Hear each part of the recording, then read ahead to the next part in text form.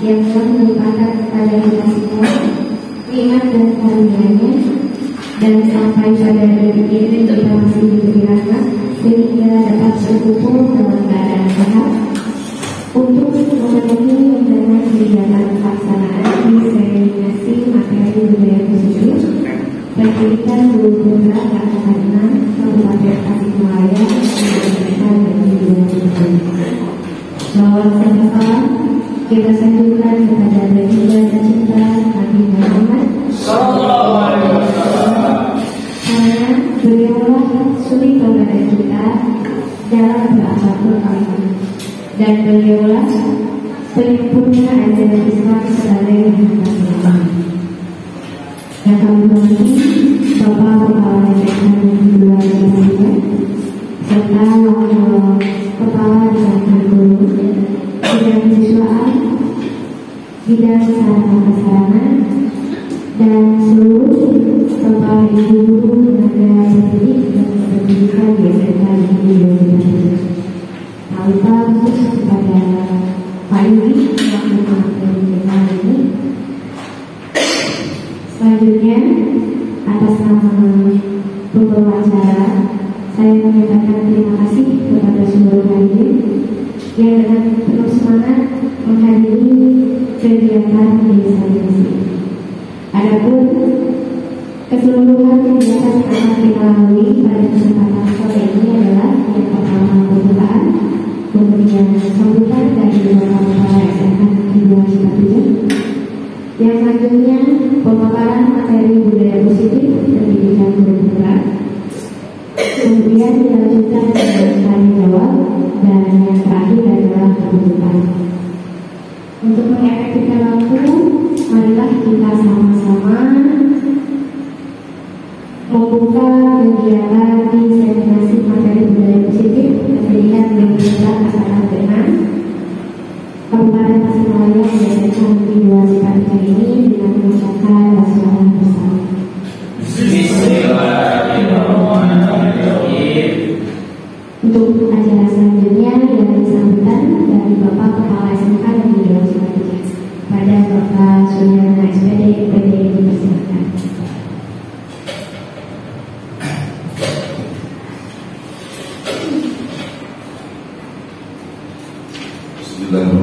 Assalamualaikum warahmatullahi wabarakatuh. Terima kasih Bu Siti sebagai pembicara. Kepada ibu kalian ya, kalau psikolog saya kira sama dengan Sudi gitu ya. Tapi supaya ini menghemat waktu, kalau melihat dari judul ini diseminasi ya. Ini jangan aneh gitu ya. Yang namanya seminar, diseminasi, diskusi dan sebagainya, pokok karya itu mirip gitu. Jadi kalau kita menumbuhkan budaya positif itu salah satunya kalau di akademisi seperti ini. Contohnya yang biasa kita ini, kalau kita membuat sebuah penelitian atau riset kecil-kecilan di kelas atau di lingkungan PTK kepada guru, yang bagusnya seperti ini, semua hasil penelitian itu di-share kepada rekan-rekan. Hasilnya ini, walaupun sedikit. Nah, melihat dari judul budaya positif ini tentunya kepada ibu ya. Kalau yang disebut budaya itu adalah hasil cipta karya dan karsa manusia. Nah, kita jangan lupa di sini sebagai guru, maka budaya positif itu budaya seperti apa gitu.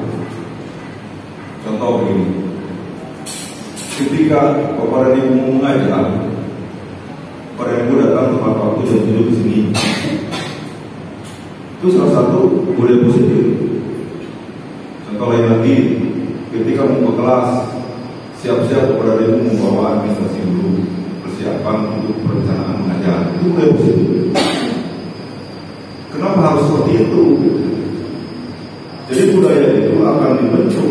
Yang membentuk budaya itu adalah manusia. Nah, kalau kita tarik dari misalnya lebih jauh, ini kan ekosistem yang setiap elemen di dalamnya saling berkaitan. Oleh sebab itu, pada ibu Kalau mau kepada itu kalau mau ya. Bukan hanya Yogi yang sedang melaksanakan program penggerak, guru-guru yang lain kalau ada temuan, ada hasil kajian, ya boleh diberikan. Tidak usah formal. Kalau Pak Yogi ini kan harus ada dokumennya. Ya harus seperti ini kan. Nah nanti kita ke depan kalau sudah memiliki ruangan yang representatif lah gitu ya, pakai AC-nya bukan AC duduk seperti ini tapi di atas AC-nya gitu ya, isinya benar jadi tidak rendam gitu ya. Nah ini adalah salah satu contoh budaya yang harus kita kembangkan. Jadi ketika tidak ada temuan, nah kita berdayakan di sini seminarkan lagi. Kalau diseminasi itu kan seminar juga ada pemaparan, nanti ada diskusi supaya nanti terkerucut ada kesimpulan atau conclusion.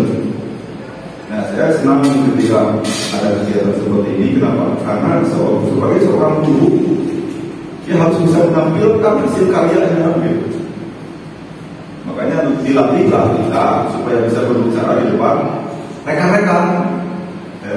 Karena ini akan keruh kalau tidak dilatih. Gitu. Susah sekali ngomong ketika di dalam sebuah audiensi ini, manakala kita tidak dilatih. Caranya mudah sebetulnya, tinggal bikin poin-poinnya saja jelaskan. Itu caranya seperti itu. Nah, kepada Ibu supaya tidak terlalu panjang saya memberikan sambutan. Saya merasa senang untuk Pak Yogi dan mudah-mudahan ini akan ditiru oleh guru yang lain untuk melaksanakan diseminasi ini. Kalau mengenai konten, saya kira tinggal diskusikan aja dengan narasumber. Pada itu tentunya kalau bisa Pak Yogi yang jadi permasalahan sebut lebih dari supaya ada yang namanya respon. Kalau menyimak berarti ada masalah nih, gitu. Jangan dikeluarkan semua poin-poinnya gitu. Supaya ini nanti akan muncul. Kalau bagi memberikan stimulus, nanti kepada Ibu memberikan sebuah respon. Nah, nanti muncullah konklusi nanti kesimpulan. Oh, di kita ini mungkin budaya positifnya akan berbeda dengan di luar sekolah ini. Pasti berbeda. Karena secara kualitatif bahwa setiap lingkungan itu akan berbeda. Di tempat ini begini, tempat yang begini, budaya positif. Jadi hal-hal itu yang mungkin secara general itu bisa sama. Ya, karena itu kita dengan sekolah yang lain pun berbeda. Letak geografis sekolah kita juga berbeda. Jurusannya juga berbeda. Makanya budaya positif yang muncul akan berbeda. Tapi secara general kan ada kesamaan. Yang namanya disiplin, yang namanya kemandirian, dan sebagainya juga kan sama. Ini kan teori kan selama memaparkan ini, mudah-mudahan ini menjadi salah satu contoh budaya yang akan muncul di sekolah kita ini. Setiap guru bisa melaksanakan seminar atau diseminasi. Ya, demikian. Bila jadi boleh ya, Assalamualaikum warahmatullahi wabarakatuh. Waalaikumsalam warahmatullahi wabarakatuh.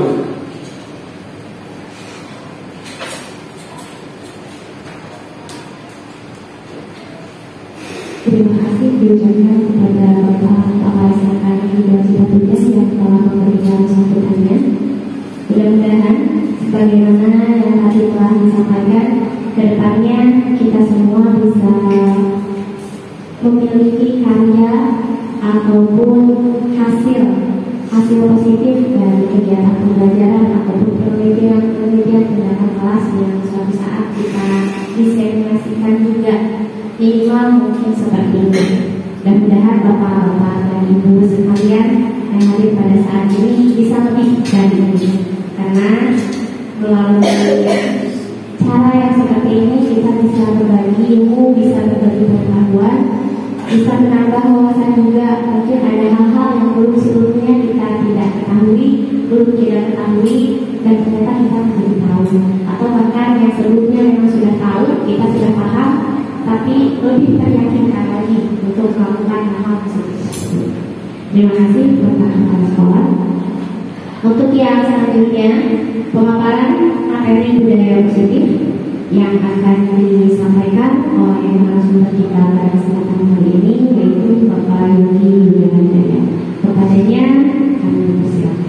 Izin tapi ya, kalau Bapak tidak bisa melanjutkan, silakan. Terus diskusinya harus bagus ya. Ya. Terima kasih Pak. Ada muncul kesimpulan. Ya Pak. Terima kasih sudah diskusi memberikan kesempatan kepada saya di kegiatan hari ini.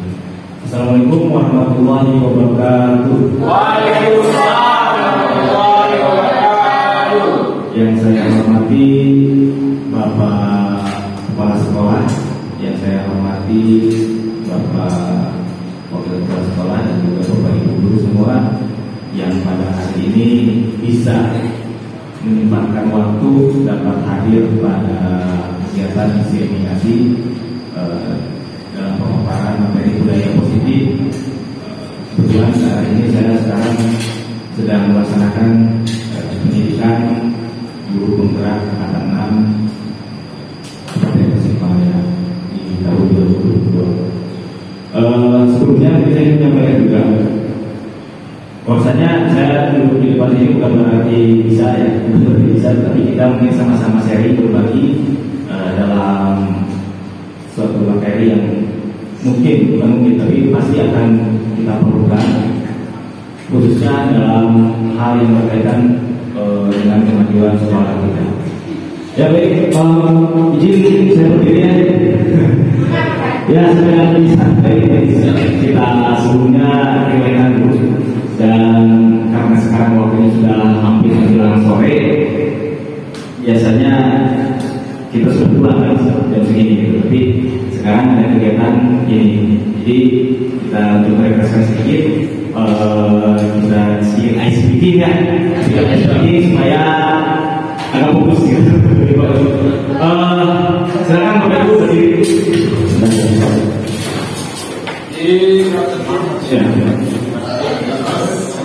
Ini ICT-nya untuk melatih fokus kita, gitu ya. Saya akan menyanyikan satu penggal nyanyian, gitu ya. Nyanyian seperti ini. Marina menari di atas, Marina menari di atas.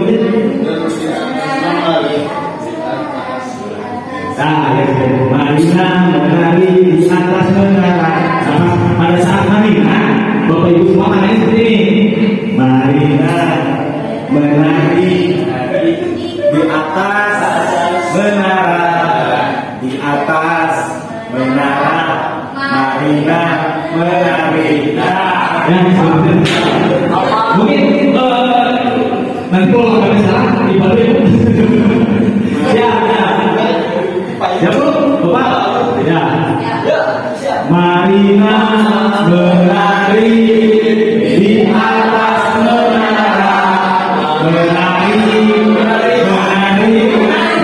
Marina di atas menara, Marina menari di atas menara, Marina menari di atas menara, di atas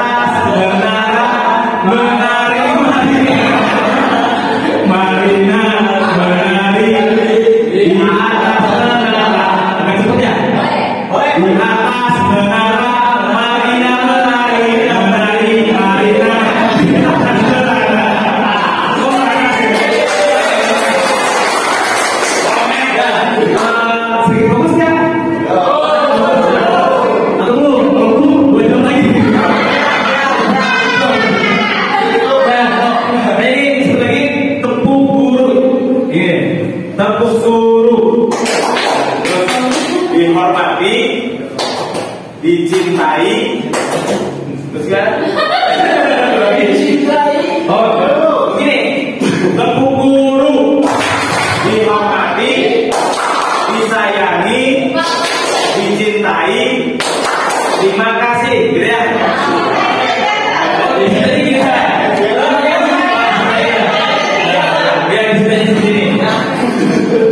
Ya, tepuk guru, ridho Nabi, disayangi, dicintai. Terima kasih. Terima kasih ya. Jangan diri. Ya, mungkin supaya tidak terlalu lama juga, kita langsung saja ke materi yang akan saya sampaikan. Materi saat ini yang akan saya sampaikan pada Bapak Ibu semua, walau tadi sudah saya sampaikan ya, saya sih bukan untuk mengajari, tapi kita di sini saling berbagi, ya, saling berbagi. Ya. Ya, materi itu tentang budaya positif. Ya. Budaya positif. Jadi dalam arti di sini tadi seperti disampaikan oleh kepala sekolah, beliau sudah menyampaikan salah satu contoh budaya positif yang mungkin kita sebagai guru bisa lakukan adalah tepat waktu datang ke sekolah, menyiapkan administrasi sekolah sudah menjadi kewajiban kita seperti itu. Itu adalah salah satu contoh budaya positif yang bisa kita lakukan. Nah, jadi dalam artian di sini adalah budaya positif itu adalah perwujudan nyata dalam kegiatan sehari-hari yang berkaitan dengan nilai-nilai kebajikan universal. Nilai-nilai kebajikan universal atau biasa kita juga sebut dengan istilah dulu karakter, nilai-nilai kebajikan. Seperti kita ketahui semua, mungkin bisa Pak Aceh menyampaikan contoh nilai-nilai karakter itu seperti apa? Satu saja. Sopan santun, ya. Sopan santun. Pak Adi mungkin bisa menambahkan? Ya. Ya. Nilai kebajikannya disiplin, saling menghargai, saling menghormati, toleransi, santun, komitmen, integritas. Seperti itu adalah hal-hal yang berkaitan dengan nilai-nilai kebajikan universal. Artinya nilai kebajikan tersebut berlaku di mana saja. Nah, kita sebagai satu satuan pendidikan sekolah tentunya otomatis hal tersebut harus sudah dijadikan suatu kebiasaan yang dilakukan mulai dari murah kali atau anak-anak atau siswa datang ke sekolah sampai mereka pulang. Hal-hal tersebut harus berjalan terus dilakukan dengan secara konsisten. Nah, di sini mungkin saya akan menyampaikan atau menyamakan persepsi di antara kita semua dalam hal untuk meningkatkan atau melaksanakan budaya positif di sekolah. Nah, sebelum ke materi selanjutnya, di sini ada pertanyaan empati untuk Bapak Ibu semua. Bapak Ibu cukup menuliskan saja di kertas setuju atau tidak setuju. Nomor 1, hukuman dapat mendisiplinkan anak. 2, pemberian hukuman dengan hal positif seperti membaca atau membersihkan halaman sekolah dapat meningkatkan disiplin anak. 3, memberi penghargaan dapat meningkatkan motivasi belajar anak. Oke, setuju. Silakan. Setuju atau tidak setuju? Bisa ditulis di kertas atau disimpan di set kepala juga di bawah. Ya.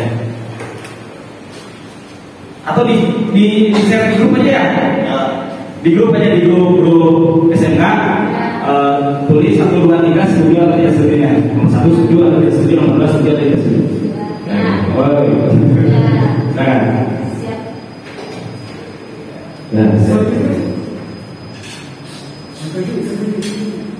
Ya, hukuman dapat mendisiplinkan anak. Pemberian hukuman dengan hal positif seperti membaca atau membersihkan halaman sekolah dapat meningkatkan disiplin anak. Memberi penghargaan dapat meningkatkan motivasi belajar anak. Setuju atau tidak setuju? Ya, sudah ada ini Pak Peri. Ketiga-tiganya setuju. Pak Peri, ketiga-tiganya setuju. Silakan Bapak Ibu. Ya, mungkin sambil menunggu Bapak Ibu yang lainnya memberikan memberikan jawaban, saya ingin bertanya dulu nih kepada Pak Ferry terkait dengan alasannya mengapa nomor 1, nomor 2, dan nomor 3 Pak Ferry menjawab setuju. Mohon ini Pak Ferry. Ya. Jadi di sini aja supaya terdengar. Oh, hadapnya biar kan ya, boleh. Permisi ya Pak. Ya. Terima kasih kepada Pak Yogi yang telah memberikan kesempatan bagi saya untuk menjawab. Untuk tadi di pertanyaan itu, yang pertama, hukuman dapat disingkat anak, saya menjawab setuju. Kenapa seperti itu? Karena saya tuh ada memahami konsep, yaitu adanya hukuman ataupun ada reward dan punishment seperti itu. Nah, jadi ketika si anak melakukan suatu kesalahan, kita berikan hukuman, tapi hukumannya juga yang bisa disisihkan anak. Berhubungan dengan yang nomor 2-nya, atau hukuman itu seperti membaca ataupun membersihkan halaman sekolah. Nah, itu merupakan hukuman yang memiliki nilai positif, ya. Karena jika anak dihukum dengan cara seperti itu, maka dia akan timbul dalam dirinya kebiasaan baik. Atau kan seperti membaca itu kan suatu kebiasaan baik, membersihkan halaman juga suatu kebiasaan baik. Nah, mungkin di awal itu si anak akan merasa terpaksa, tapi nanti ketika lama-kelamaan dia akan mulai terbiasa, karena bisa karena terbiasa. Kemudian yang ketiga, memberi penghargaan. Nah, ini berhubungan lagi dengan yang tadi, yang pertama, di mana ada punishment, itu juga harus ada reward. Artinya, di mana ada hukuman diberikan kepada anak yang melanggar aturan, kemudian penghargaan juga otomatis harus diberikan kepada si anak yang istilahnya menaati aturan, itu supaya dia itu lebih termotivasi. Dan juga untuk anak-anak yang ada di sekitarnya itu juga sama-sama termotivasi supaya mereka itu nantinya saling berlomba untuk meningkatkan budaya positif yang ada di lingkungannya. Mungkin seperti itu ya. Terima kasih. Luar biasa jawabannya. Ya, dan selanjutnya yang ada berbeda lagi ya. Pak Ferry setuju semua sama dengan Pak Ferry, Bu Ina setuju semua. Nah ini Bu Silvi untuk nomor 1-nya tidak setuju, mungkin bisa izin Bu, boleh? Ya. Menyampaikan mengapa tidak setuju bahwa hukuman itu dapat diberikan anak. Ya. Terima kasih. Baik, langsung saja ya Pak. Sebenarnya karena pilihannya hanya setuju dan tidak setuju, jadi mau tidak mau memilih yang ada. Tapi kalau misalkan diharuskan untuk menjelaskan, poin yang pertama itu cenderung tidak setuju. Satu sisi ada setujunya, tapi cenderung ke tidak setujunya. Karena kenapa ada sedikit setujunya, seperti yang sama disampaikan oleh Pak Ferry tadi, ada bukan istilah apa ya, ada kebiasaan atau yang kita ketahui di setiap bisa karena terbiasa, meskipun terbiasanya itu dengan cara dipaksa. Paksaannya itu adalah dengan cara lingkungannya. Berdasarkan pemahaman saya atau pengalaman saya, jika setiap langkah yang dilakukan untuk menuju suatu kedisiplinan dilakukan dengan hukuman, otomatis itu kan ada tekanan yang bernilai negatif. Dan itu tentunya kalau melihat karakteristik anak yang berbeda-beda, belum tentu semuanya bisa karena terbiasa. Oleh itu sebagian bisa saja merasakan tekan dan suatu saat itu menjadi suatu gundukan kekesalan yang bisa saja karena satu hal terpancing, pecahlah, meletuslah menjadi suatu tindakan yang di luar hal yang kita sadari. Jadi pada intinya kedisiplinan itu, motivasi terbesar untuk kita menjadi disiplin itu tidak dari luar, tapi dari dalam diri. Jadi bisa saja untuk menumbuhkan kedisiplinan tidak selalu dihukum, tapi diberikan pengertian, diajar anak untuk mengerti dan paham bahwa disiplin itu penting, bukan hanya untuk diri sendiri saja, tapi juga untuk lingkungan dan masa depan. Seperti itu mungkin yang bisa saya paparkan. Terima kasih. Terima kasih. Hebat sekali yang berkenan. disampaikan oleh Bu Silvi, khususnya untuk terkait pertanyaan nomor 1, yaitu hukuman dapat mendisiplinkan anak. Ya, yang berbeda lagi satu lagi. Yang berbeda itu Pak Alan sama dengan Bu Silvi, Bu Mira sama dengan Bu Silvi juga. Pak Afwan ya? Ya, Pak Afwan nomor 1 setuju, nomor 2 tidak setuju, dan nomor 3 setuju. Coba ya. Jadi mana? Siapa? Cek.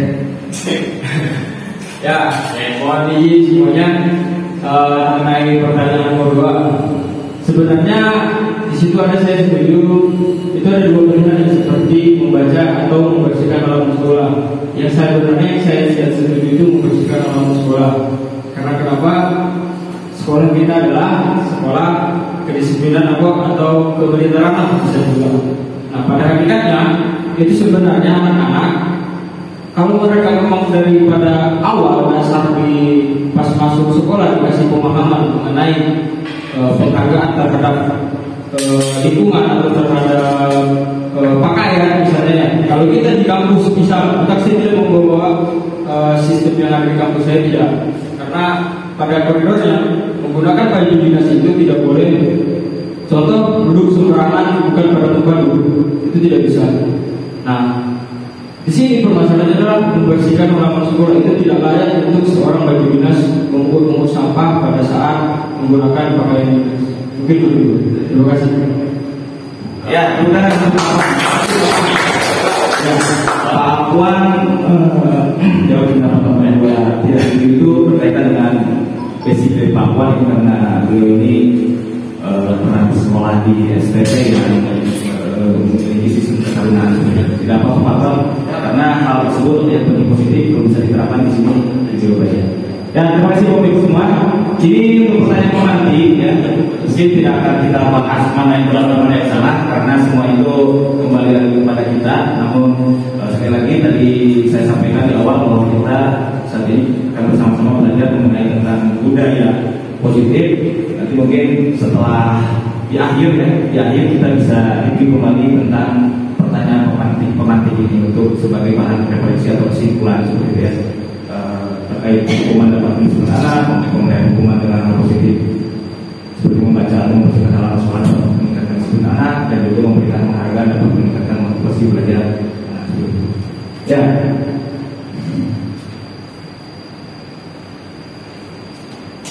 Nah, selanjutnya, jadi di sini ada 6 materi tapi kita singkatnya saja, yang penting terangkum semuanya gitu ya, garis besarnya bahwa untuk pembahasannya itu yang pertama adalah disiplin positif dan kebijakan kebajikan universal, teori motivasi, hukuman dan penghargaan, restitusi keyakinan kelas, kebutuhan dasar manusia dan dunia berkualitas, restitusi 5 posisi kontrol budaya ini, dan yang keenam restitusi segitiga restitusi seperti itu.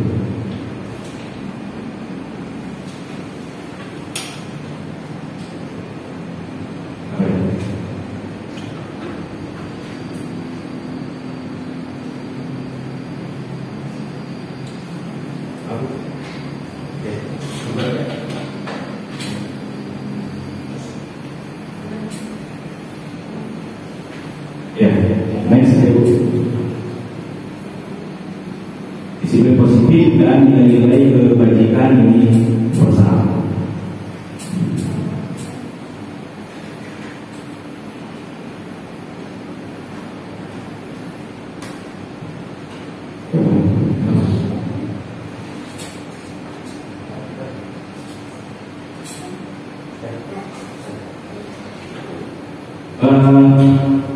Ya, ini sedikit eksperimen lagi nih, sebagai kemarin terkait dengan materi selanjutnya. Eksperimen ini adalah kegiatan kepalan tangan. Kegiatan kepalan tangan ada A dan B. Jadi mungkin silakan Bapak Ibu mencari pasangannya di sampingnya gitu saya, Pak Andi dengan Pak Febi, Bu Mira dengan Pak Afwan, Pak Alan dengan Pak Dede, ya. Atau Bu Mira dengan Bu Haji, saya gitu. Itu mengepalan tangan, lalu sebebas tarik kertas kecil, tuliskan dan tulisan aja apa benda yang paling dianggap paling berharga oleh Bapak Ibu semua, duitnya dalam kertas selalu dipegang. Ada yang sebagai si A dan ada yang sebagai si B.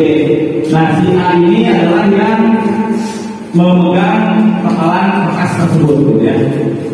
Lalu si B, teman Anda yang si B itu akan mencoba dengan sebuah tenaga dengan berbagai cara untuk meminta Anda memberikan barang tersebut. Coba simulasikan saja. Ya, tidak perlu benar, jangan perlu benar. Simulasikan saja. Atau apa saja juga nggak apa-apa. Bebas lah. Ya, misalkan apa Pak Adi yang masak ini Oke, Pak Adi sebagai C-nya gitu ya, Pak Bebi sebagai si B-nya yang memaksa untuk mengambil gitu. Nah, silakan. Nah, silakan ambil. Anggaplah bahwa yang dikepal di kertas tersebut adalah sesuatu benda atau barang atau objek ya, yang paling kita anggap sebagai sesuatu yang paling berharga. Lalu si B dengan berbagai cara, dengan cara membunuh, dengan cara memaksa, apakah dia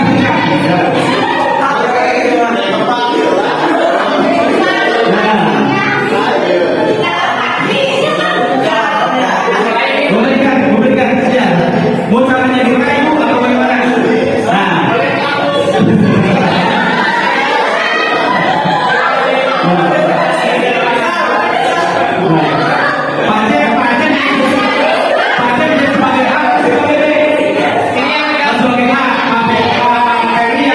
Mau membunuh atau merayu yang memaksa atau dengan cara intimidasi kekerasan gitu untuk mengambil barang tersebut oleh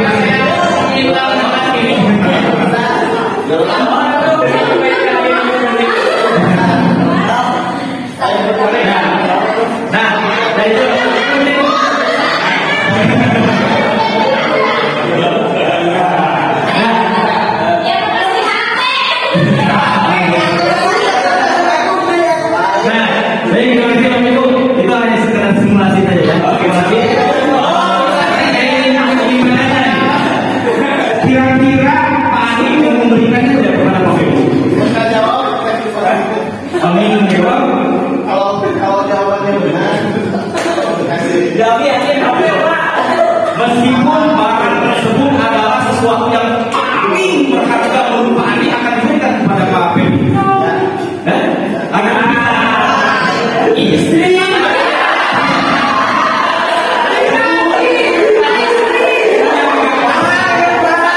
kira-kira mau diberikan kepada Bu Sintiana.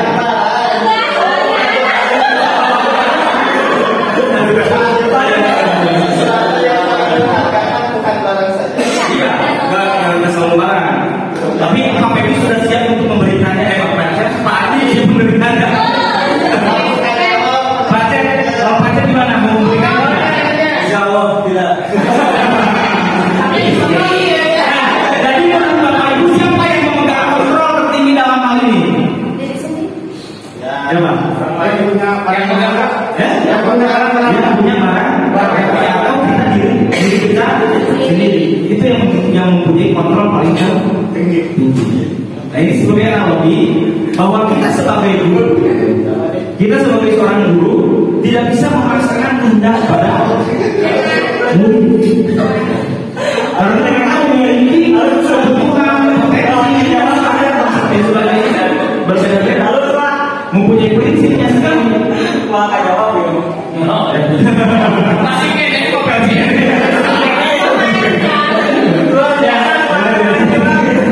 Ya dari Pak Adi selalu mau memberikan sesuatu yang paling berharga kepada Pak Bebi.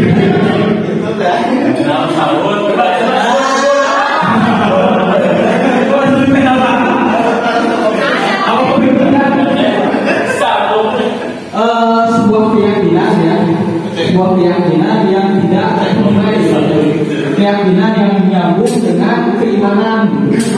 Jadi Pak Adi memberi saya itu keyakinan untuk beribadah, keyakinan untuk menyembah berubah.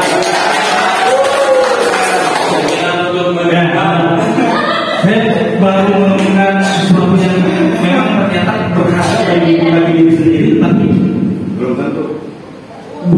sekalipun rela untuk berikan. Memang hal tersebut bagus, ya. Suatu yang berkaitan dengan keyakinan, ya. Luar biasa Pak. Bukan ya, hanya secara umum bahwa pemegang kontrol tertinggi itu adalah diri kita sendiri.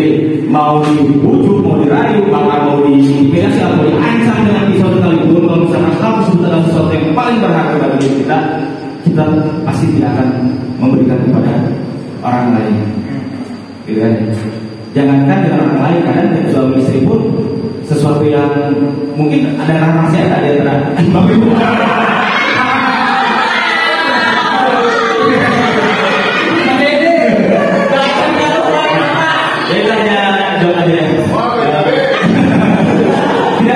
tidak akan kita boleh, karena yang mengontrol adalah diri kita sendiri. Tadi kembali lagi dalam kita sebagai guru juga tidak bisa memaksakan kehendak kepada murid atau kepada peserta. Kita hanya sebagai penuntun. Kita sebagai penuntun yang menuntun tumbuh kembang dari guru tersebut sehingga menjadi seseorang yang bermanfaat bagi dirinya dan juga bagi orang lain dalam kehidupannya di masa yang akan datang. Seperti itu.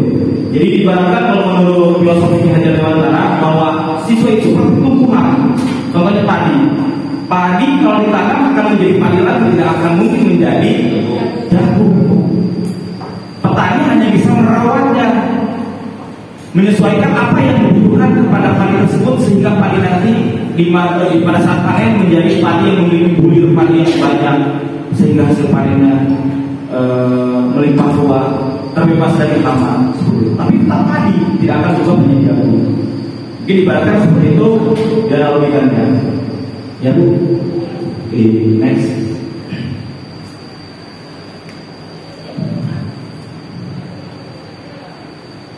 Nah, next aja Bu. Kita tutup karena saya main-main. Nah ini, ya berkaitan yang tadi. Ini tentang paradigma lama yaitu stimulus respon dan teori kontrol pilihan. Siapa sesungguhnya yang memiliki kontrol tadi? Menurut Bapak Ibu yang memiliki kontrol adalah diri sendiri, bukan orang lain. Nah ini kalau stimulus respon ini adalah paradigma lama. Teori kontrol adalah sesuatu yang baru. Kita perbandingkan contoh yang ini pertama. Dalam stimulus respon kita mencoba mengubah orang agar berpandangan sama dengan kita. Contoh kepada siswa. Karena kalian harus seperti ini, harus seperti ini, seperti ini. Ikuti Bapak. Kalau tidak ikuti Bapak, berarti kalian akan melanggar aturan. Umumnya kebiasaan lama. Gitu. Bahkan mungkin saat ini kita juga sering melakukannya. Tapi menurut teori kontrol, kita berusaha memahami pandangan orang lain tentang dunia. Karena kembali lagi pada dasarnya manusia itu dilahirkan dengan beraneka ragam, memiliki karakter yang berbeda-beda. Ya, isi lain kepala, isinya pun berbeda. Yang kedua, perilaku buruk oleh yang paradigma lama atau stimulus respon, perilaku buruk dilihat sebagai suatu kesalahan. Perilaku buruk dilihat sebagai suatu kesalahan. Anak yang melakukan kesalahan yang sering terlambat, kita salah. Usaha baik, kebenaran baik, usaha baik. Kebiasaan saya sebelum mengetahui tentang mengkritik. Tapi kalau teori kontrol, semua perilaku memiliki tujuan. Karena seseorang melakukan sesuatu itu mempunyai motivasi. Tidak akan sekonyong-konyong orang lain melakukan suatu hal itu tidak ada motifnya. Dia mempunyai tujuan yang mana tujuan tersebut atau motivasinya di antara semua siswa itu pasti beda-beda berdasarkan teori kebutuhan, ya, kebutuhan dasar manusia, kebutuhan dasar lalu apa? Kasih sayang, penguasaan, kesenangan, pasti motivasinya ke sana. Yang selanjutnya, saya bisa mengontrol orang lain kalau menurut stimulus respon. Saya bisa mengontrol orang lain, apalagi saya sebagai seorang guru. Saya yang harus mengontrol penuh keadaan kelas, keadaan siswa semuanya. Tetapi menurut teori kontrol, Anda tidak bisa mengontrol orang lain. Karena yang mengontrol orang lain adalah dirinya sendiri. selabil-labilnya orang, tidak punya prinsipnya orang, pasti dia tidak mau terus diatur-atur oleh orang lain. Pemaksaan ada pada saat bujukan gagal. Pemaksaan ada pada saat bujukan gagal. Terus dibujuk ya Allah, sewa ya. Akhirnya jika tadi ya Allah, Pak Aceh sama Pak Ferry mau dikasihkan enggak? Kayak gitu ya. Karena mungkin saya kesalnya gagal dengan pemaksaan. Mau bisa ke zaman. Karena itu ya. Kalau dari stimulus respon seperti pemaksaan adalah pemaksaan ada pada saat bujukan gagal. Ada dari kontrol, kolaborasi dan konsensus menciptakan pilihan baru.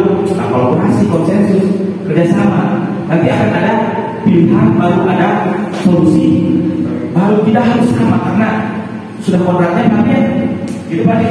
Semua manusia itu berbeda-beda, sudah kodratnya. Sudah akan menjadi hal yang wajar sekali. Tidak ada walaupun kembar sekalipun kembali identik pasti akan berbeda. Selanjutnya model berpikir menang kalah stimulus respon. Saya menang, kamu kalah, gitu ya. Guru yang menang, guru yang kalah. Tapi pada teori kontrol, model berpikirnya itu menang. Jadi tidak ada yang kalah. Bisa kapan sih kira-kira kalau main bola bisa ya draw seri gitu. Kalau main volley nggak bisa. Harus main volley dulu lagi.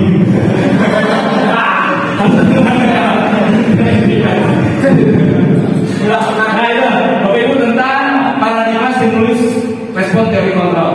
Mungkin Ibu izin untuk pertanyaan jawabnya kita sambil berjalan Pak ini sebenarnya barangkali ada yang menanggapi terkait tentang materi barusan tentang stimulus respon dan teori kontrol. Silakan Bapak Ibu menanggapi ya. Oh silakan Bu bertanya. Saya kira tidak ada pertanyaan. Kita jawab bersama-sama saja ya. Sangat Pak dengan yang dipaparkan mengenai perubahan paradigma yang di awal tadi dikatakan bahwa kita sebagai guru kepada siswa itu tidak bisa mengontrol, kita hanya menuntut ya. Jadi istilahnya seperti petani yang menanam padi tidak memaksa padinya tumbuh menjadi jagung, tapi menuntun dan memfasilitasi bagaimana supaya si padi tersebut bisa tumbuh menjadi padi yang subur seperti itu. Nah, yang jadi pertanyaan adalah ketika kita ingin melakukan hal tersebut seperti yang dicontohkan tadi, yang pertama, bagaimana kita bisa tahu bahwa si anak itu adalah bibit padi? Bagaimana kita bisa tahu bahwa si anak itu adalah bibit padi? Sedangkan di dalam kelas, sebagaimana tadi yang disampaikan bahwa setiap anak berbeda-beda, otomatis bisa jadi kalau misalkan 30 orang berarti 30 jenis tanaman, ya kan Pak? Nah, dengan waktu yang terbatas, dengan waktu kita terbatas bertemu dengan anak, berinteraksi dengan anak, cara kita, apalagi kalau dikaitkan dengan mata pelajaran masing-masing, cara kita menuntun sehingga menjadi tumbuh tanaman yang subur sesuai dengan kodratnya itu seperti apa? Dan apa saja faktor yang bisa mendukung hal tersebut selain kita sebagai penuntunnya? Itu mungkin Pak. Terima kasih. Terima kasih Ibu Suri. Jadi seperti tadi di awal saya menyampaikan bahwa hari ini kita diskusi. Kalau misalnya saya tidak bisa menjawab, Bapak ya. Kita sharing bersama sih.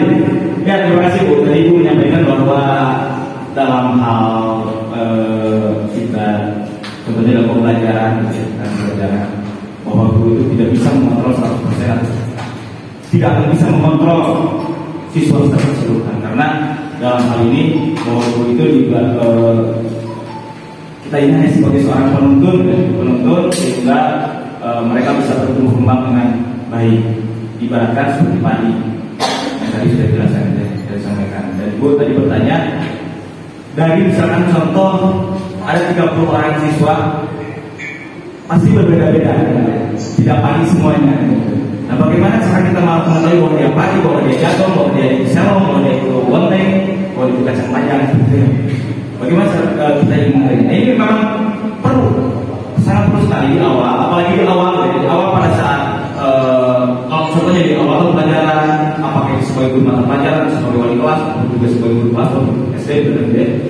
kita harus mengidentifikasi siswa, mengobservasi siswa, sehingga kita dapat mengetahui apa sih kebutuhan dia yang sebenarnya, apa sih potensi dia yang sebenarnya, apa sih minatnya sebenarnya. Itu merupakan kerjasama yang merupakan tugas yang harus dilakukan secara kolaborasi atau kerjasama. Tidak mungkin hanya bisa dilakukan oleh seorang guru kelas saja atau guru mata pelajaran saja atau wali kelas saja, tapi kita bersama-sama. Di sini kalau misalkan di SMK kita ada guru BK, hal tersebut juga bisa salah satu cara Pak Adi kita sering sharing bahwasanya di awal itu harus ada, kemudian apakah bentuknya kuesioner, wawancara seperti itu, untuk sebagai data awal untuk mengenali karakter atau potensi apa saja yang dibutuhkan, yang terkait dengan kebutuhan dari siswa. Jadi di awal kita untuk mengetahui itu harus melalui identifikasi. Memang hal ini juga, Bu, saya sebagai salah satu pertanyaan besar, cara yang paling efisien, yang paling efektif, bagaimana caranya? Karena waktu sangat terbatas, apalagi dengan jumlah siswa yang banyak. Satu guru mata pelajaran memegang misalkan 8 kelas atau 5 kelas, gitu ya, 5 kelas kali ada ya mampu ya, kalau nanti kita menjadi sekolah besar, ratusan yang kita pegang siswa. Kita harus mengenal karakter mereka satu persatu dengan waktu yang sangat terbatas, itu memang sangat tidak memungkinkan. Nah, makanya mungkin di sini kita perlu yang namanya kolaborasi. Apakah itu dibuat kelompok, asal bisa makan dulu persepsi kita di antara semuanya. Misalkan Pak Aceh di kelas ini mengidentifikasinya, Pak Andi dikasih, saya di kelas ini, supaya itu lebih mengefektifkan. Karena memang ini berkaitan juga, apalagi untuk pembelajaran saat ini. Dalam rencana pembelajaran itu kita harus membuat pembelajaran yang berdiferensiasi ya. Pembelajaran yang berbeda-beda, karena kembali lagi tadi tidak semuanya padi kan dulu ya. Ada kakak jagung, oke, ada kakak bonteng juga, ada kakak kacang panjang yang mana membutuhkan treatment yang berbeda-beda. Sehingga dalam pembelajaran pun harus dilaksanakan pembelajaran berdiferensiasi. Contoh, ada siswa yang minatnya itu dalam pembelajaran kalau misalkan hanya mendengarkan audio saja suara, berarti auditori. Ada yang misalkan secara visual, ada yang misalkan secara membaca teks dan seperti itu. Nah, itu kan perlu diidentifikasi siapa saja siswa yang seperti itu, supaya pada saat pelayanan pendidikan, pelayanan pembelajaran, kita bisa mengelompokkannya. Untuk kelompok ini, yang kelompok auditori, kita menyampaikan materinya berbentuk audio. Untuk yang kelompok B, karena ini visual, slide gambar, grafis, jadi beda-bedakan. Atau dari sisi kemampuannya, ini mah kalau matematika misalkan susah, di kelompok Y mah mau serada sesat gitu ya. Ada kelompok Y mah karena pengetahuan yang dasar sekali, diberi materi yang dasar juga berbeda di kelompok. Jadi tidak sama dalam hal penilaiannya pun berbeda. Berdiferensiasi, mulai dari konten, proses, sampai dengan produk, itu dibedakan. Konten itu isi materinya, bagaimana caranya, materi yang disampaikan itu konten, prosesnya yang auditori atau yang contohnya gitu, yang auditori atau yang lebih visual atau yang inginnya di luar, dengan di dalam kelas. Produknya itu hasil karyanya berbeda-beda. Ya kita contohnya kemarin pada saat PTS itu salah satu contoh pembelajaran berdiferensiasi dalam sisi kontrol. Karena kontrol produk, ya. Karena tentu kita siswa diberikan pilihan. Kamu mau buat video apa? Saya mau ada presentasi. Saya mau videonya bentuknya pakai, saya mau film pendek. Saya main presentasi biasa saja, kan itu diserahkan kepada siswa. Dan dengan cara diserahkan kepada siswa itu juga adalah salah satu untuk menentukan minat yang mana yang mereka miliki paling tinggi. Jadi kita tidak hanya membuat satu pilihan saja sesuai dengan keinginan kita. Syukuran kita betul-betul semuanya tidak seperti. Tapi kita sekarang itu makanya waktu kita pernah diskusi dengan Pak Jadi, beliau menyampaikan kita menghamba kepada siswa. Jadi pendidikan yang mementingkan peserta didik berpihak kepada siswa atau berpihak pada murid itu adalah yang paling dilakukan. Jadi ini hal menurut saya memang dulu juga sebelum ini ada gitu ya, pemahaman seperti hal ini sudah ada, tapi menganggap kalau sekarang seperti ini itu akan prosesnya sangat panjang lama untuk proses yang instan kan gitu. Udah kekurangan baik, main isu kekurangan itu dari hukuman. Sebab main isu siapa bakal datang ke sekolah karena takut mendapatkan hukuman. Proses yang instan. Ya, mungkin seperti itu Bu. Barangkali ada apa itu yang mau menambahkan?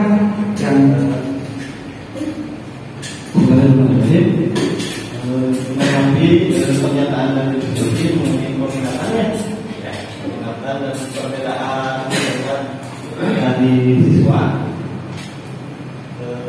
Untuk kita harus bersyukur kita itu ada di SMK. Jadi untuk peminatan sebenarnya yang namanya minat itu berubah-ubah sesuai dengan tugas pengetahuannya. Jadi kadang ketika anak SD ditanya cita-cita mau jadi apa, jadi apa. Tapi ketika usia SMK menuju remaja, usia remaja menuju dewasa, anak-anak yang kita hadapi sekarang itu mengalami fase di mana perubahan menuju dewasa. Artinya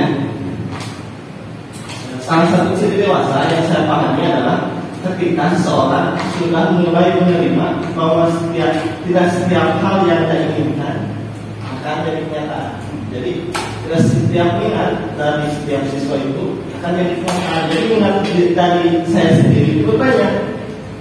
Saya ingin jadi profesor, saya ingin jadi presiden, itu saya sendiri. Itu bisa jadi setiap orang seperti itu. Minat kita itu banyak. Kenapa jawaban itu bisa menjadi sederhana karena kita di SMK. Jadi peminatan itu sudah berdasarkan penjurusan sendiri. Jadi kita memandang siswa kita dalam segi peminatan berdasarkan jurusan saja. Tadi sendiri ada kasusnya, ada semacam kejadian di mana minat siswa itu berubah.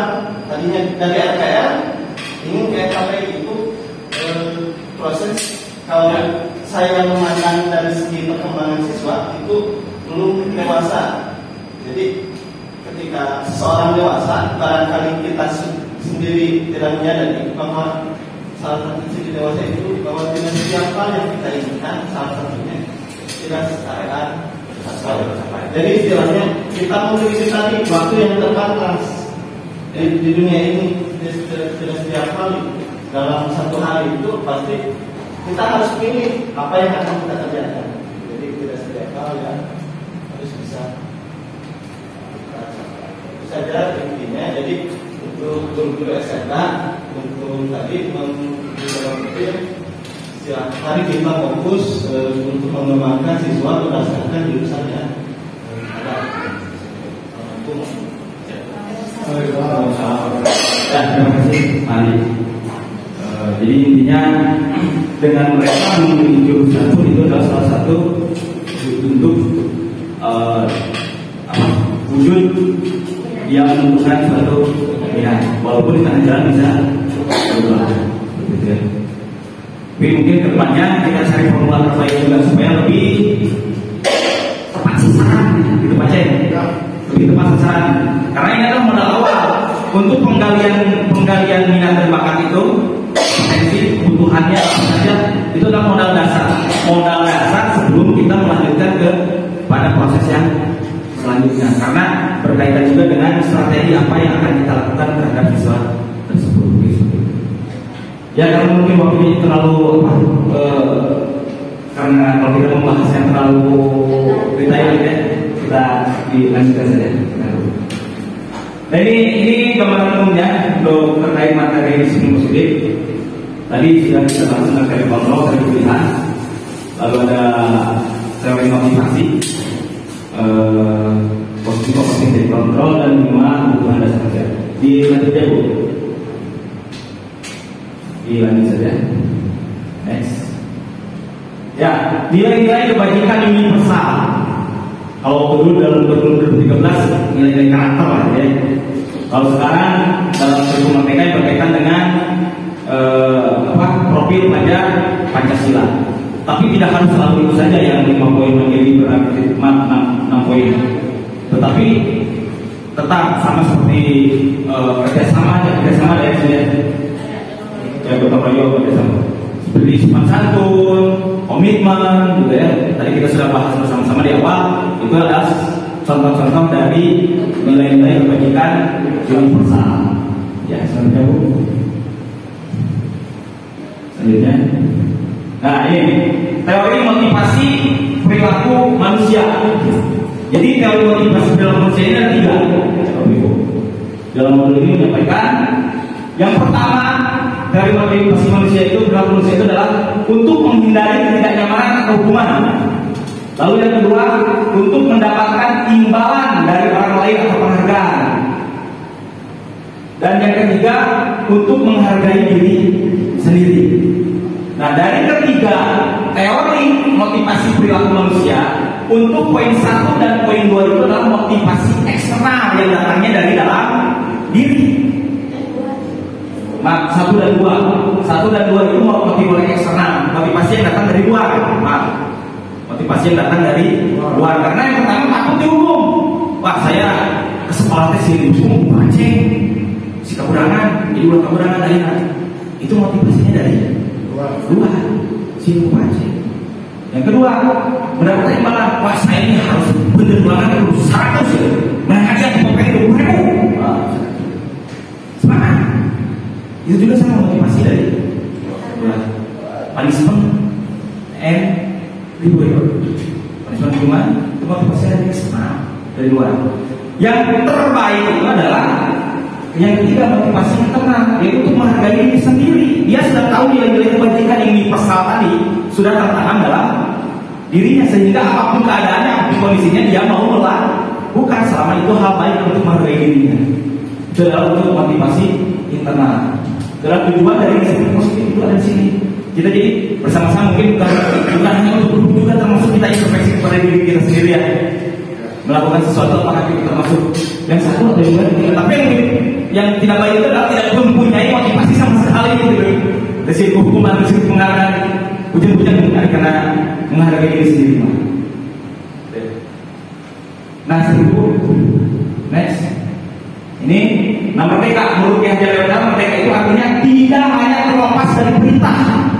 Ulangan itu perintah saja, bukan hanya perintah saja. Akan tetapi juga cakap membuat atau memerintah diri sendiri. Bukan hanya menerima perintah, tapi memerintah diri sendiri untuk melakukan nilai-nilai kebajikan yang bisa. Lanjut. Nah, ini dihukum oleh penghargaan. Pertama, penghargaan menghukum. 2, penghargaan mengurangi ketepatan.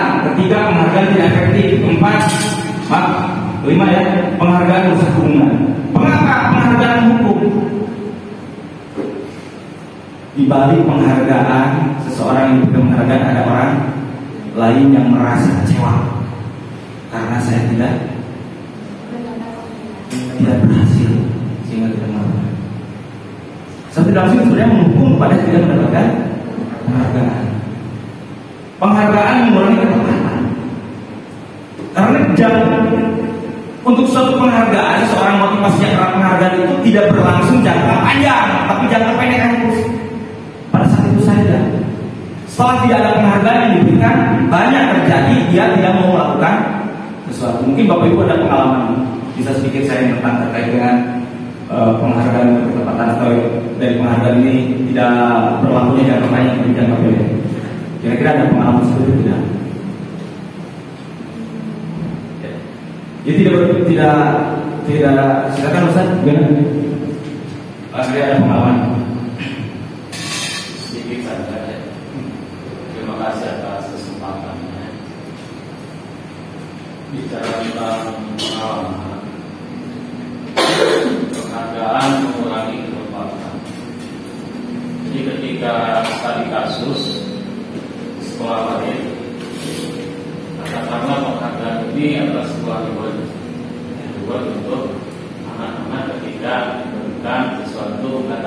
tugas. Jadi pernah ketika itu saya menerapkan tentang reward. Artinya memang niat baiknya itu supaya si anak termotivasi untuk mendapatkan nilai yang lebih baik dari yang sebelumnya. Ya. Oke, itu berjalan dengan baik ketika kita ada untuk memberikan rewardnya. Ketika ada, tetapi beda halnya ketika seumpama kita sedang kanker gitu kan, tidak ada reward untuk diberikan. Jadi jangan nanti kembali ke normal, setelan publik dari lain-lain. Kan yang sebelumnya itu mungkin sedikit pengalaman yang memang ya ada kalanya metode itu sebetulnya tidak ada yang sempurna ya. Kecuali mungkin kita menggunakan metode itu sehingga menjadi sebuah cara yang sangat jitu, yang sangat memang efektif untuk memotivasi anak di dalam mereka itu semangat dalam belajar dan semangat untuk memperbaiki yang sebelumnya kurang. Itu mungkin pengalamannya sedikit. Terima kasih. Ya sama. Bukan untuk lagi yang mesti kita boleh dan memberikan pengalamannya semua sekali. Ya, selain pelanggan ini tadi juga pernah dapat pengalaman di mana siswa akan termotivasi untuk mencapai perolehan nilai tertinggi pada saat mendapatkan penghargaan keimbangan. Tapi pada saat tidak ada penghargaan tersebut ya mundur. Nah, makanya yang namanya penghargaan itu sifatnya jangka pendek karena datangnya dari luar, bukan dari dalam diri, dari eksternal. Ya, lanjut yang tadi. Penghargaan tidak efektif, penghargaan berusaha hubungan. Penghargaan berusaha hubungan seperti apa? Ya contohnya ada siswa yang memberikan penghargaan. Kedua ada teman yang lain. Siapa? Akhirnya bersaing dengan cara tidak sehat. Seperti itu. Jadi ada formula lain untuk memberikan penghargaan. Caranya yaitu kita tidak menyampaikannya di awal, tapi dibentuk pengakuan. Woi, setelah ulangan misalnya atau ya melakukan suatu ternyata KPI terbaik sebagai siswa kelas 12 ya, KPI selamat, Anda terbaik, ada hadiah dari Bapak nih buat Nah, jadi hal tersebut disampaikannya di surprise juga kan, kejutan, apalagi untuk para wanita yang suka surprise kayak sepupu gitu ya.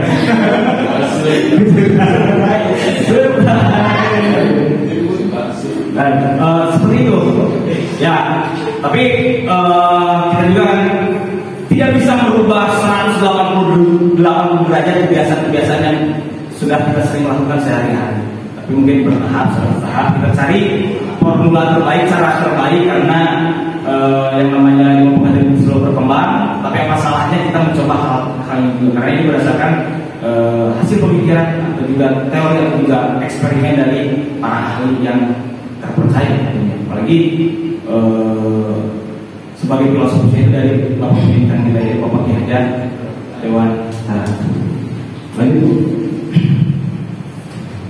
Ya, lanjut saja.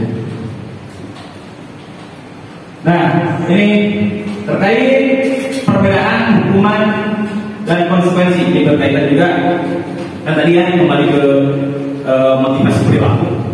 Ada penghargaan, ada juga yang karena takut akan adanya hukuman dan sanksi kan.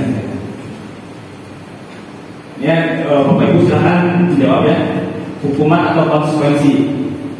Tindakan gurunya itu mencatat 100 kali di dalam buku kalimat saya tidak akan terlambat lagi karena terlambat ke sekolah. Itu hukuman atau konsekuensi? Coba diketik lagi supaya ramai. Tidak dulu. Kira-kira apa? Hukuman atau konsekuensi? Mencatat 100 kali di dalam buku kalimat. Jadi kita nulis, kamu kesiangan nih, nulis saya tidak akan terlambat lagi dua halaman penuh misalkan ya, atau mencatat 100 jejar ya. Lalu yang kedua, lari mengelilingi lapangan basket 2 kali karena terlambat hadir di sekolah. Murid diminta untuk push up 15 kali karena tidak pakai masker. Menggantikan kertas tugas teman yang telah dicoret-coret. Membersihkan tumpahan air di meja tulis karena tersenggol pada saat belajar.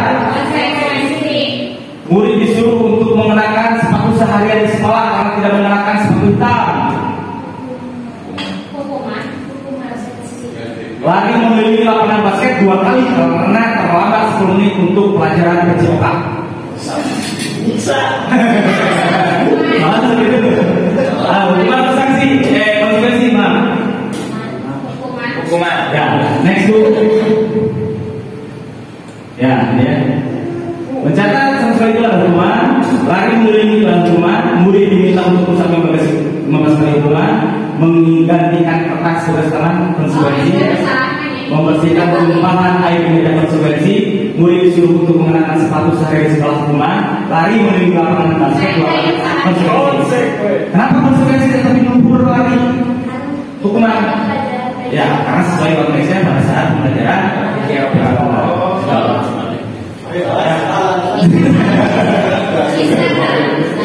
ini perbedaan hukuman dan konsekuensi ya. Silakan Bapak Ibu bisa baca sendiri, nanti juga di share ya untuk PPT-nya.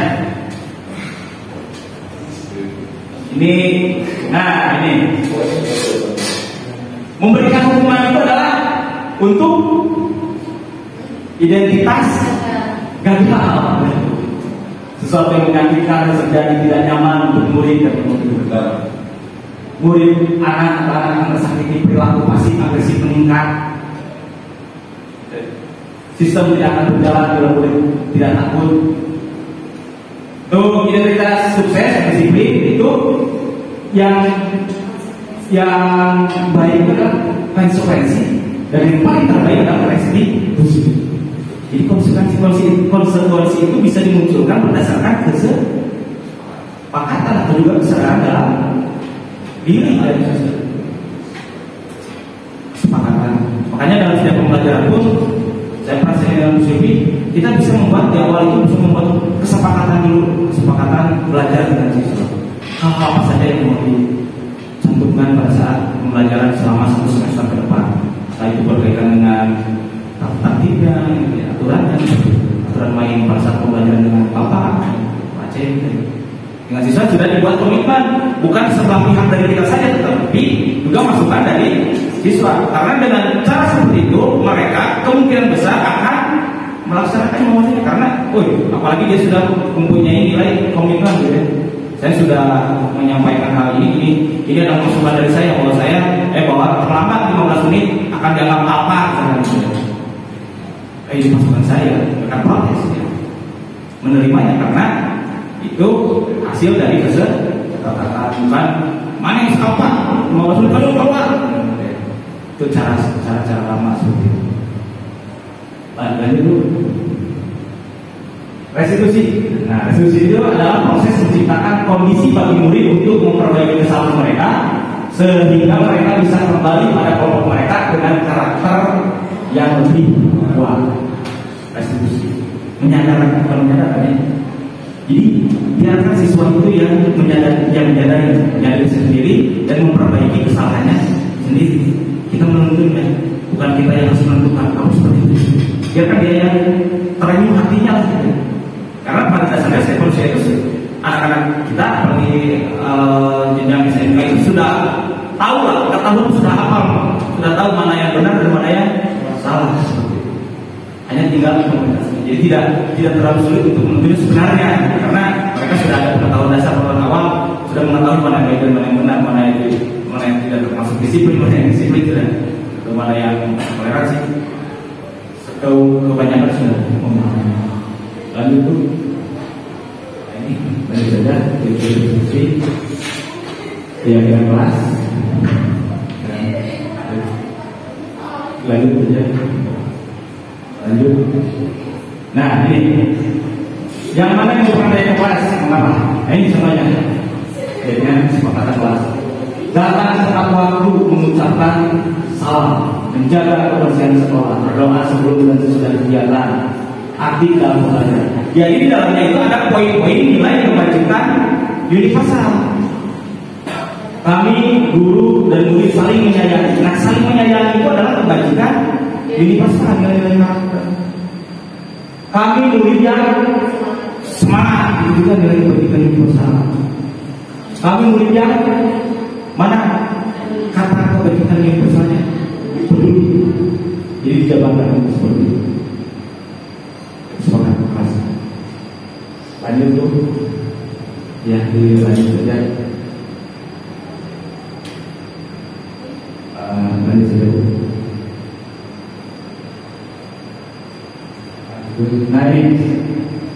Jadi sempat kita membahas tentang perilaku seseorang itu berdasarkan pada kebutuhan dasarnya. Ada motifnya mengapa dia melakukan hal tersebut. Yang pertama ini berdasarkan bertahan hidup. Contoh, ada anak yang tidak menggunakan sepatu misalnya di sekolah. Karena jangankan untuk sepatu, untuk makan pun misalkan susah. Nah ini bisa dikaitkan dengan anak tersebut. Jadi kita tidak ujuk-ujuk langsung. Mau enak pakai sepatu, punawan pakai topi, pakai kaos ke sekolah. Dan saya seperti itu sering gitu, karena menganggap harus benar, harus lurus. Lihat kebutuhan dasarnya, apakah dia sudah terpenuhi belum di rumahnya. Untuk kebutuhan bertahan hidup gitu. Lalu kasih sayang dan kasih sayang dari mana? Kebutuhan juga. Semuanya pasti kita ingin disayangi oleh teman, ya. Ustaz nyapa, aduh bunga, boleh senyum, aduh Aceh semuanya itu rasa saya tidak diterima, terima cinta belum itu sudah kebutuhan penguasaan, ingin menunjukkan sesuatu yang kita mampu, yang kita bisa, kesenangan, juga kesenangan, kebebasan, tidak intimidasi, itu kebutuhan dasar dari manusia. Nah ini 5 posisi kontrol guru, Pak. Iya, silakan. Siap. 5 posisi kontrol guru. Ada posisi kontrol guru itu sebagai penghukum, membuat orang merasa bersalah, menjadi teman, pemantau dan manajer. Penghukum. Siapa yang suka menjadi penghukum? Saya. Posisi kontrol guru kira berhasil saya. Membuat orang merasa bersalah. Aduh, kamu kan udah tahu itu salah. Kecewa deh. Bukannya dirusak. Membuat orang merasa bersalah. Nah di sini dari kelima posisi kontrol itu dibagi jadi 3 kelompok. Yang nomor 1 penghukum dan membuat orang bersalah itu adalah identitas gagal. Yang menjadi teman dan menjadi pemantau. Teman itu contohnya kalau kalimat dalam menjadi teman, bagaimana kalau misalkan Bapak nanti disalahkan oleh kepala sekolah kalau kamu misalkan tidak mengikuti upacara hari ini? Kan itu bisa dijadikan sebagai teman. Seperti rumputnya.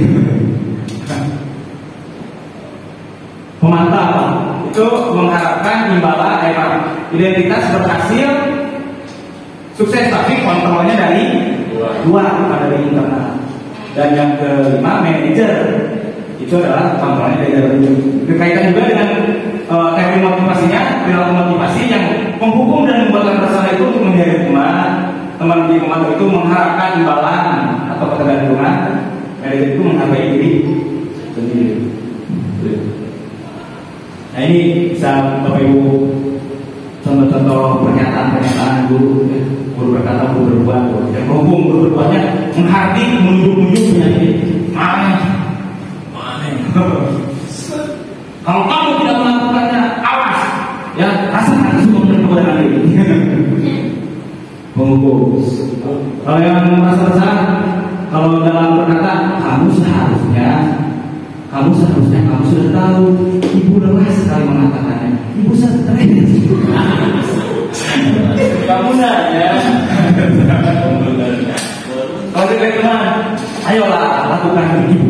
Ayo, masa kamu tidak mau? tugas. Ingat tidak ibu pernah bantu? Kamu tahu apa peraturannya, kenapa kamu melakukan itu? Kamu tahu kan peraturannya seperti apa? Itu sebagai pemahaman. Dan sebagai media, apa yang kita yakini, apa yang kita yakini, nah, yang itu berkaitan dengan nilai-nilai kebajikan. Apa yang kamu yakini tentang hal tersebut, tentang kesianan? Oh, saya itu tidak disiplin. Oh, yang saya melakukan seperti silakan dia yang menyampaikannya sendiri. Apa yang bisa kau kerjakan untuk memperbaikinya? Kalau kamu tahu bahwa itu melanggar disiplin atau melanggar tertib, apa yang akan kamu lakukan selanjutnya? Saya Pak akan datangnya lebih pagi lagi. Jadi biarkan mereka yang sadar. Ya, Bu. Next. Nah, ini pernyataan saya kecewa sekali kamu membuat orang merasa bersalah. Kamu tidak pernah menghukum. Ayolah, lakukan demi ibu bapak teman sesuai dengan gitu. Lanjut Bu. Lanjut. Ya, lanjut segitiga restitusi. Ini untuk metode pendekatan untuk pemecahan masalah atau memecahkan permasalahan yang dimiliki oleh siswa dan siswa yang kesianan. Dan sebuah metode. Jadi segitiga restitusi itu ada tiga langkah. Yang pertama adalah menstabilkan identitas, yang kedua validasi kebutuhan, dan yang ketiga menanyakan keyakinan. Contohnya tadi yang kesianan, misalnya, ada siswa kesianan dalam saya dengan baca biasanya suka dengan harapan juga karena kesianan dia jangan berusaha malah cukup cerdas. Ya mungkin kita bisa kolaborasikan walaupun kita tidak bisa berubah sama perbedaan, gitu ya. Harus berbeda dengan hal yang baru seperti ini, tetapi sedikit kita lakukan perubahan. Menstabilkan identitas, silakan panggil anak dulu. Tapi buat si anak itu stabilkan dulu identitasnya karena dia pasti akan merasa sebagai orang yang digolimi atau bersalah, dipanggil guru, dibariskan. Stabilkan dulu identitasnya sehingga dia tidak merasa tegang. Dia akan nanti. Contohnya ini kayak siapa ya?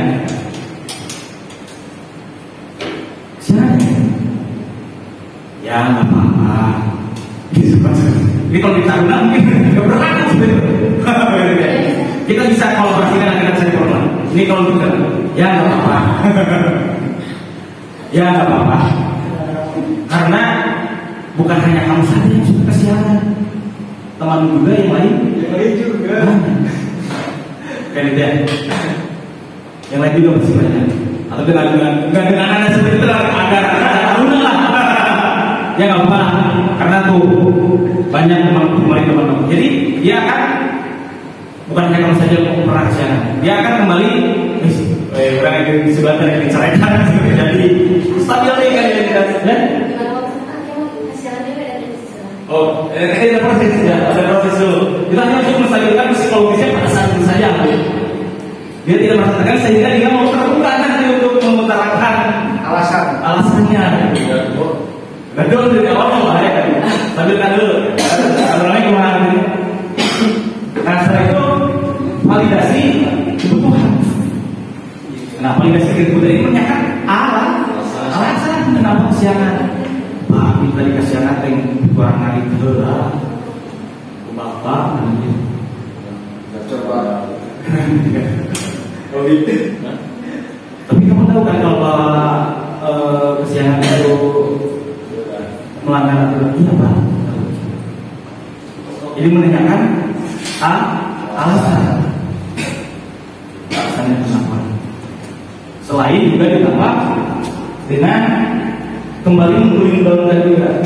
Ya bagus kamu ya. Mari doanya siapa? Doanya apa? Wah bagus kamu nanya doa. Kurang ngomongnya. Jadi kamu tuh ya, kayak gitu. Saya dari perasaan hati nyaman, ya Pak Cek. Itu yang masuk ke kenyamanan. Nah, seperti itu. Yang selanjutnya baru kembalikan kepada si siswa juga. Nah, kalau kamu seperti itu kan berarti sudah melanggar hal apa saja. Ya Pak, saya misalkan melanggar seperti itu dari disiplin. Nah, untuk perbaikannya kamu seperti apa? yang mungkin saya Pak misalkan mengalihnya di sore harinya.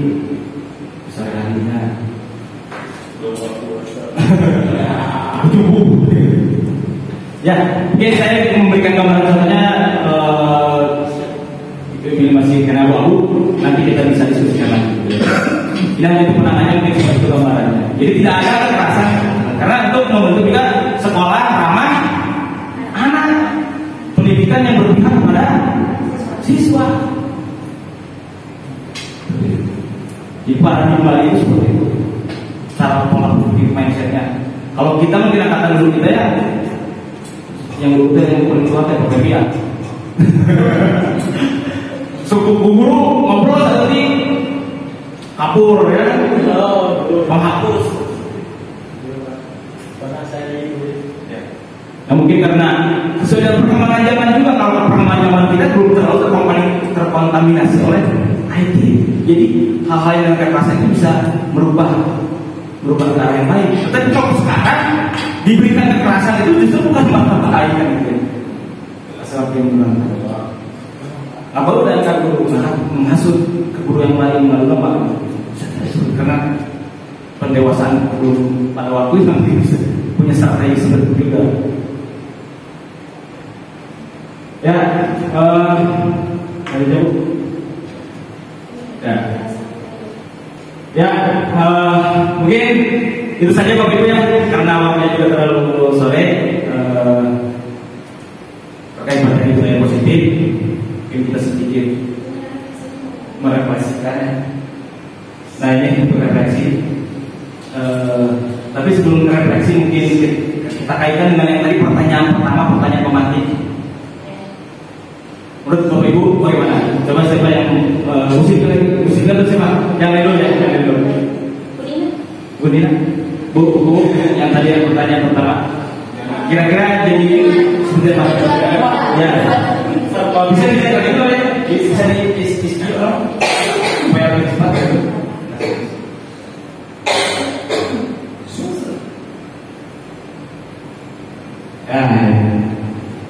Dapat disiplin. Setelah kita bersama mempelajari tentang modul budaya positif. Pak Bibi bagaimana Pak Bibi? Nah, bagus. Siap juga. Siapa? Ya, oke. Nomor 3 kayaknya jadi gak setuju Pak. Lumpuh juga. Kita ada pertanyaan sih Pak. Oh iya. Misal kita tahu efek hijau ungu nih Pak. Kita perlu diurus lah ya Pak. Tapi setelah tumbuh bagus, buahnya pohon itu ada namanya takdir mungkin Pak. Meskipun awal LPK, aku organik, ayam takdir memberi tidak. Saya kadang merasa kecewa Pak. Murid kita sesuai kita berprestasi tapi pas kerja mungkin nganggur kan tidak sesuai gitu Pak. Itu kurang motivasi dari dunia atau orang tuanya untuk bisa banyak faktor. Coba Ustaz, bagaimana Ustaz menanggapi dari pertanyaan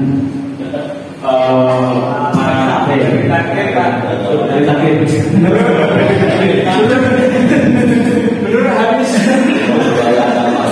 ya menanggapi Mira tadi teh statement dari Pak Wan ketika sudah diberikan buku bahkan siap terbaiknya sudah dengan berbagai cara bahkan bisa dikatakan bibitnya juga bisa terbaik karena memang berprestasi dan sebagainya. Tetapi pada endingnya bukan happy ending.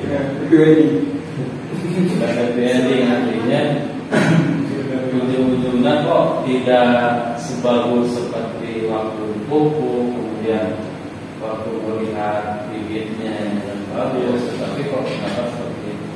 Jawabannya sebetulnya sudah tadi dijawab oleh Bapak Isa. Dari takdir. susah ya. Itu jawabannya simpel.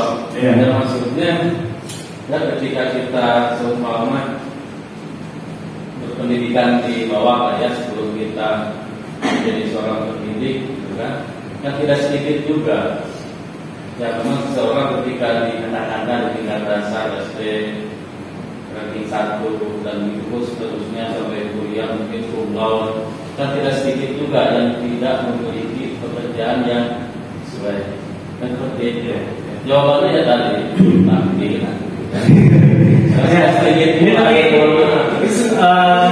ini saya juga menanggapi ya. Ini baru sumpah mungkin ya, Bapak ya.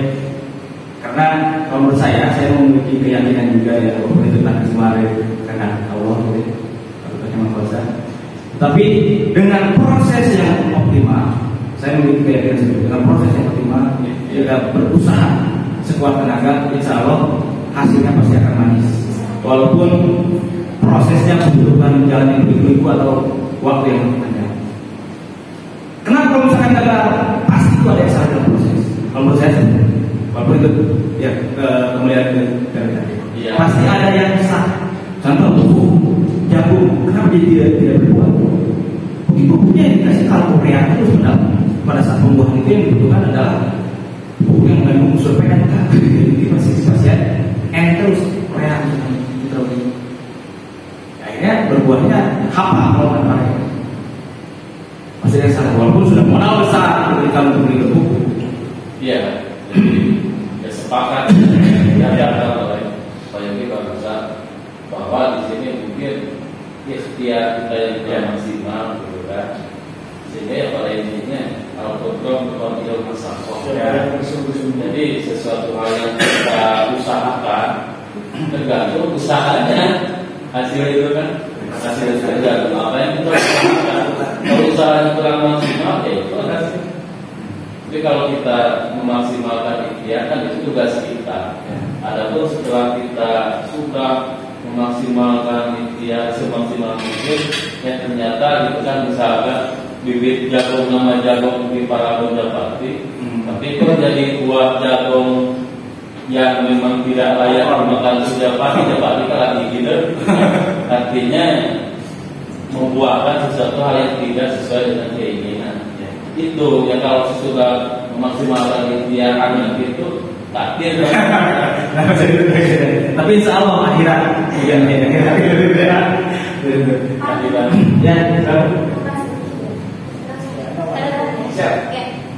Saya mau lebih ke fokusnya ke pernyataan yang terakhir. Kan kita berusaha sebagai pengedar, kan kita dari kecewa, kan ada lebih ke pernyataan. Kalau kita berdasarkan tadi penjelasan yang sudah Pak jelaskan, seharusnya kita tidak merasa kecewa, karena kan tugas kita bukan merubah, bukan membentuk ya, bukan membentuk yang tadi harus sesuai dengan apa proses yang sudah kita lakukan. Kan kontrol terbesar itu ada daripada diri sendiri, dan bukan dengan yang disampaikan oleh Pak Ari tadi bahwa setiap kita itu pada dasarnya akan berubah cita-citanya dan bisa jadi faktor-faktor tersebut. Dan menurut saya kita tidak kalau untuk introspeksi itu loh, berarti kita kan cari tahu apa yang salah dalam proses yang sedang kita lakukan. Kalau misalkan untuk hasilnya dan kita kecewa, menurut saya tidak harus kecewa, karena kita sudah berusaha dan kontrol terbesar ada pada diri sendiri, dan setiap orang punya tujuan. Dan kalau misalkan si anak tersebut pada akhirnya akan melakukan sesuatu dan sesuatu itu menjadikan suatu kegagalan, jadi sesuatu itu dilakukan sama punya tujuan. Ada kembali setiap perbuatan yang dilakukan ada tujuannya, dan tujuan itu menurut kita tidak baik, tapi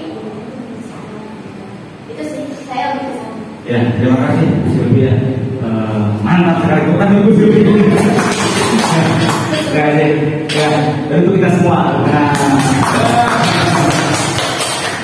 Ya, Bu, memang cukup hangat ya diskusi kita di hari ini gitu. Tapi mungkin kendala waktu juga ya karena terbatas.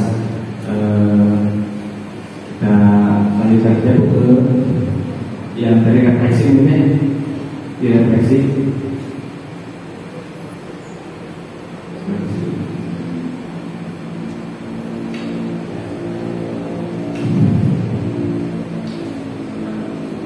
Ya, singkat saja, ya. Hal baru apa yang membuat paradigma saya yang saya dapatkan? Maksudnya setelah mudah-mudahan itu ada sesuatu yang sampai kepada Bapak Ibu semua dari diseminasi atau pemaparan materi tentang budaya positif barusan sebagai bahan evaluasi saya juga. Bapak Ibu, mohon izin, bisa hal apa saja yang ya, apa? Oh, Pak. Boleh. Mungkin untuk pertanyaan pertama ya, hal baru apa yang mengubah paradigma saya yang saya dapatkan. Maksudnya itu yang saya dapatkan pada materi ini. Ya. Mungkin yang pertama tadi yang Bapak di slide itu, misal cara teman berbicara, cara guru berbicara, kalimat-kalimat itu mungkin dari kontrol. Mungkin di redaksi itu saya udah bisa membedakan ya Pak. Saya memang masih dasar ya, masih baru ya. Tapi melihat seperti itu saja tuh saya sudah ternyata seperti ini kalimatnya. Ternyata tapi selama ini saya bukan sebagai teman ini, berarti saya kesimpulannya itu saya selama ini ada koreksi lah buat saya ke depannya. Mungkin itu menurut saya Pak. Ya, itu menurut saya. Terima kasih Bapak. Ya, udah Bapak. Jadi ada pengalaman baru apa yang biasa kita lakukan sehari-hari, ternyata banyak hal-hal yang tidak mengenal dengan materi barusan. Sama saya juga seperti Bapak. Jadi kalau udah ada ada mulai kesadaran. Kedua, perasaan apa yang muncul selama mengikuti sesi ini khususnya mengenai makna disiplin dan motivasi intrinsik.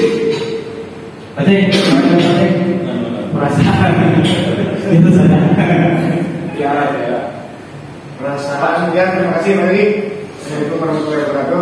Perasaan apa yang muncul selama mengikuti sesi ini? Perasaannya ya ada motivasi saya juga untuk belajar dan terus belajar lagi dalam mengatasi siswa di dalam kelas. Mungkin itu aja lagi. Ya, terima kasih Pak. Yang paling utama itu adalah long life education, pembelajaran sepanjang hayat, pembelajaran seumur hidup. Saya belajar kita ini baca barangkali ya peran ya mungkin tetap semuanya juga gitu. Untuk pertanyaan tadi kan sudah kita sambil berjalan pertanyaan, jadi mudah-mudahan pertemuan hari ini bukan pertemuan yang terakhir bagi kita. Saya juga mungkin ingin menyampaikan bahwa mungkin di kesempatan lain karena masih ada beberapa modul yang mungkin nanti akan mengganggu waktu Bapak Ibu lagi. Kami minta bantuan juga, kita bersama-sama belajar. Maaf jika ada salah kata. Wabillahi taufiq wal hidayah. Wassalamualaikum warahmatullahi wabarakatuh.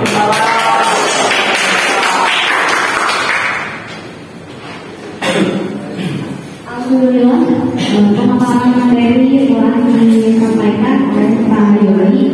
Sangat luar biasa ya, boleh kita buka tangan sekali lagi. Banyak sekali yang kita dapatkan pada kesempatan ini, dan tentunya dengan apa yang telah tadi panjang lebar dipaparkan serta telah kita diskusikan bersama, semoga kedepannya kita bisa menerapkan meskipun perlahan. Tentunya tetap dikolaborasikan meskipun sempat kita berbasis keanggotaan. Jadi mungkin ada poin-poin tertentu yang tetap menjadi pilihan keanggotaan. Namun upaya untuk menghamba atau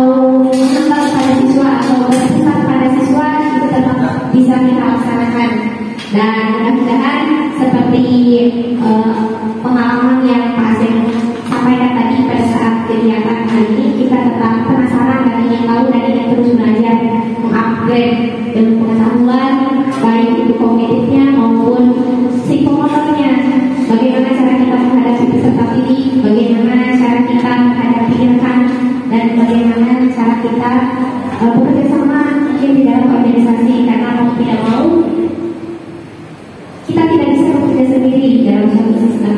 Pak Yogi berusaha sendiri untuk mendisiplinkan peserta didik dengan cara merubah paradigma tadi dengan menggunakan teori kontrol, tapi guru yang lainnya tidak. Kemungkinan berhasilnya sangat kecil dan akan sangat panjang waktu yang akan diperlukan untuk mencapai keberhasilan tersebut. Oleh karenanya, sekali lagi, mudah-mudahan apa yang kita peroleh pada kesempatan kali ini bisa kita aplikasikan dan tentunya memberikan manfaat untuk diri kita sendiri, umumnya khususnya untuk Pak Yogi. Semoga kegiatan pendidikan guru persilangannya lancar sampai akhir dan kita mendapat imbas yang sangat positif. Sedikit saya simpulkan sebelum ditutup dari keseluruhan materi yang telah disampaikan tadi. Yang pertama, mulai hari ini, mulai detik ini kita sama-sama mengubah paradigma dari stimulus respon menjadi teori kontrol atau teori pilihan. Kemudian bagaimana caranya dan semampu mungkin kita berusaha untuk mendapatkan diri kita sebagai guru menjadi seorang manajer untuk siswa, bukan sebagai penghukum atau pemberi rasa bersalah. Dan yang terakhir, mudah-mudahan kita bisa dapat melaksanakan apa yang dimaksud pada segitiga restitusi dalam menghadapi peserta didik. Itu saja kesimpulan yang dapat diambil dari pemaparan materi yang sangat penting tadi. Terima kasih kepada Bapak Ibu guru yang tetap semangat mengikuti kegiatan sampai sesi akhir. Mudah-mudahan Allah balas dengan sesuatu yang lebih berharga dan lebih besar, dan tentunya lebih bermanfaat untuk Bapak Ibu sekalian. Kita mungkin suatu saat nanti ke depannya bertemu lagi cara destinasi yang lainnya, Pak, ditunggu ilmu-ilmu barunya. Sekali lagi terima kasih. Mohon maaf apabila selama kegiatan ini dilaksanakan ada hal-hal yang tidak berkenan, khususnya dari saya secara pribadi. Dan umumnya selama pelaksanaan kegiatan ini berlangsung. Untuk mengakhiri kegiatan,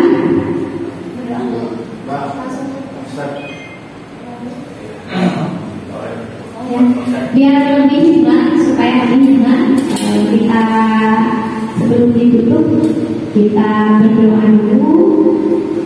Dan untuk memimpin doa dipersilakan kepada Bapak Ustaz Dede Suryanto. Enggak. Salam PPSI. Assalamualaikum warahmatullahi wabarakatuh.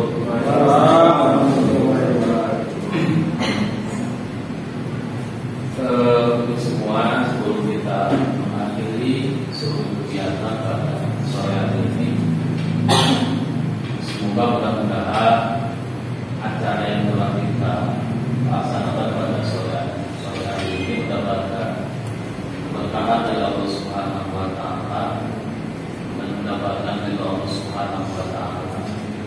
Marilah kita bermunajat supaya kepada Allah Subhanahu wa Ta'ala, khusus untuk Pak Yogi, mudah-mudahan diberikan kelancaran segala sesuatu prosesnya, tidak ada kendala apapun, sehingga mendapatkan hasil yang terbaik.